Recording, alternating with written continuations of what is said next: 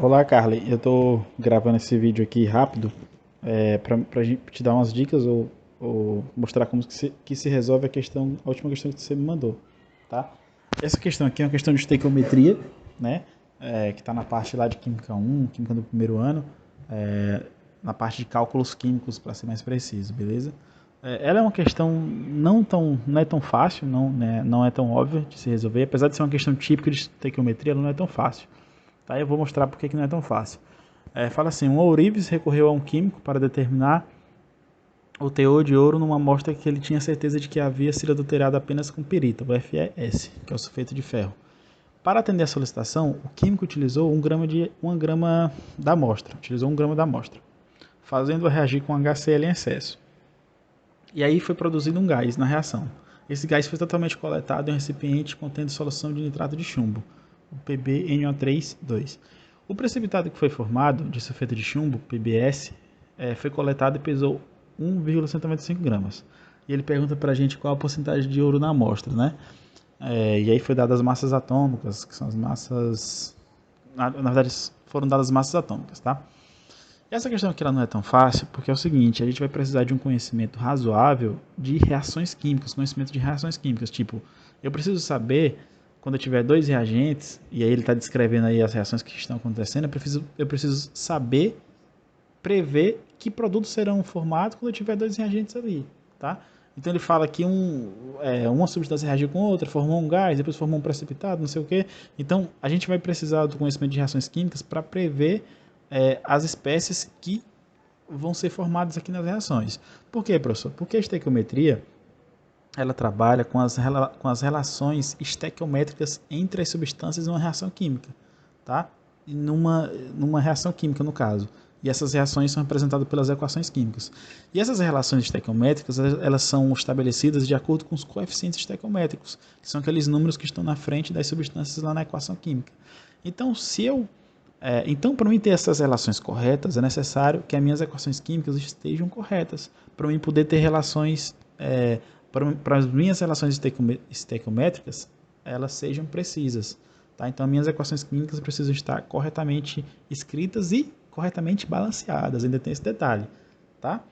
Eu não preciso somente acertar que substância que está sendo formada, não. Preciso também acertar o balanceamento, ou seja, a quantidade de átomos que temos nos reagentes tem que ser igual à quantidade de átomos que temos nos produtos. Beleza? Então essa é a dica inicial. Então essa questão não é tão fácil porque as equações a gente vai precisar montar. Tem questões que fornecem para a gente as equações, aí fica fácil. Essa aqui não, ela descreveu os fenômenos e a gente vai ter que montar as equações para depois partir para a parte matemática, que é os cálculos estequiométricos de fato, beleza?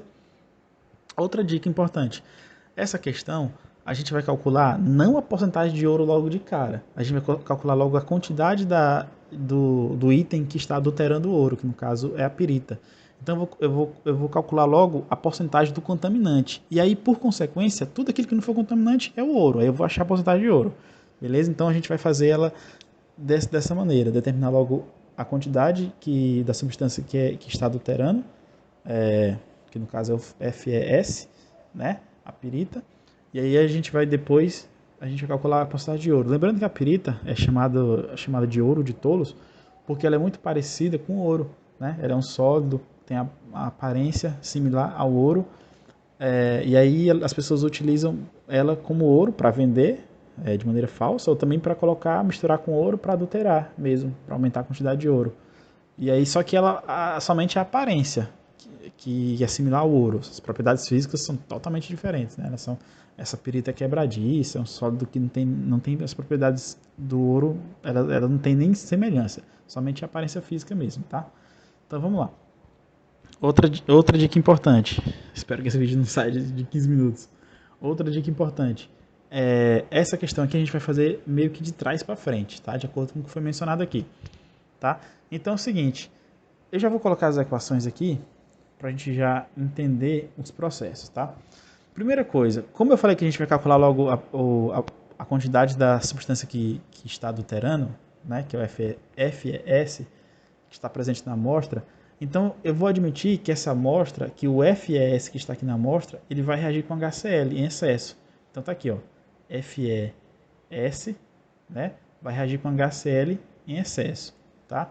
E aí ele falou que essa reação aqui vai produzir um gás. Que gás é esse? É o H2S. Esse H2S, eu vou colocar até uma setinha aqui para cima, para dizer que ele é um gás, que ele vai evaporar. Beleza? Então, a gente precisa disso. Certo. E aí, aqui, para montar essas equações, a gente precisa do nosso conhecimento de química, tá? Eu pego o FeS e o HCl, a reação que vai formar, o produto que vai formar é FeSL2, cloreto de ferro, e H2S.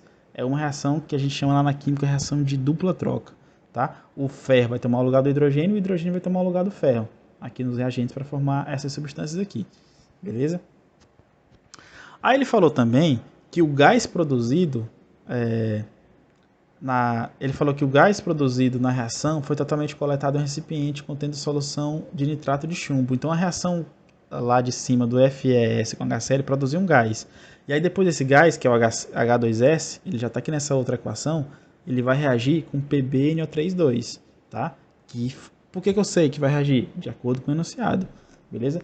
Quando o H2S reage com esse PbNO3,2, que é o nitrato de chumbo, ele vai formar o PbS. Esse PbS, essa seta aqui para baixo, quer dizer que ele é um precipitado, tá? Então na química a gente usa esses símbolos. A seta para cima é um gás, que é o sentido que o gás ele escapa, vai para cima, e a seta para baixo é o precipitado, que é meio que aquele corpo de fundo que forma lá nas soluções, tá? Então o precipitado vai para baixo do recipiente, então por isso que tem a seta para baixo. Ele vai formar o 2HNO3, que não é importante para a gente, beleza? Então é o seguinte, ó. Agora a gente vai para nossas relações estequiométricas. Então você percebe que a gente montou meio que de trás para frente, tá? A gente pegou o FeS, que é a substância contaminante, ele reagiu com excesso de HCl e formou um gás. Aí o gás, ele foi coletado e colocaram ele para reagir com nitrato de chumbo. Aí o nitrato de chumbo, quando reagiu com gás, formou esse precipitado. Aí esse precipitado aqui, o que foi feito com ele? Ele foi coletado, tá? Já que ele é um sólido, e foi medido. E aí ele pesou 1,195 lá na balança. Beleza? Então a gente vai montar aqui agora nossas regras de 3.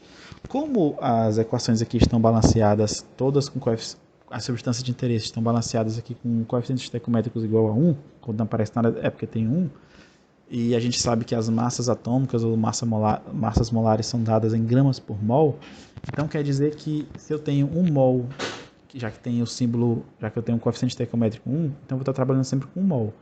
Então, eu vou poder também utilizar as massas molares do jeito que ela aparece na tabela periódica, beleza? Já que a relação todas são de 1 para 1, certo?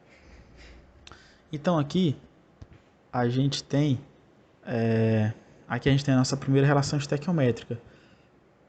Qual que é a massa molar de 1 mol de H2S? A massa molar de 1 mol de H2S é 34. Por quê? Porque a massa do enxofre é 32 e a massa do hidrogênio é 1. Só que eu tenho 2 hidrogênios, então vai ser 32, 33, 34.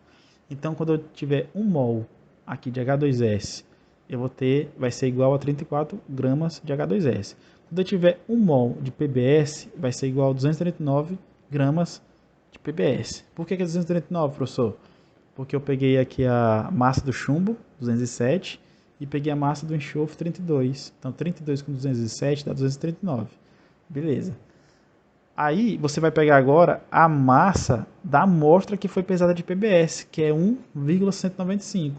Então, e qual a relação estequiométrica para o H2S? Vai ser X. Por que vai ser X? Porque 34 está para 239, assim como 1,195 está para X, já que a relação aqui é de 1 para 1. E aí quando você faz aqui a regrinha de 3 bonitinho, ó, tá? Regrinha de 3 bonitinho. Lembrando, eu tô trabalhando somente com PbS e com H2S, tá? O resto para mim não importa. Então a relação é aqui entre esses dois. Então quando eu faço a regrinha de 3, eu vou achar o quê? X igual a 0,17 gramas de H2S.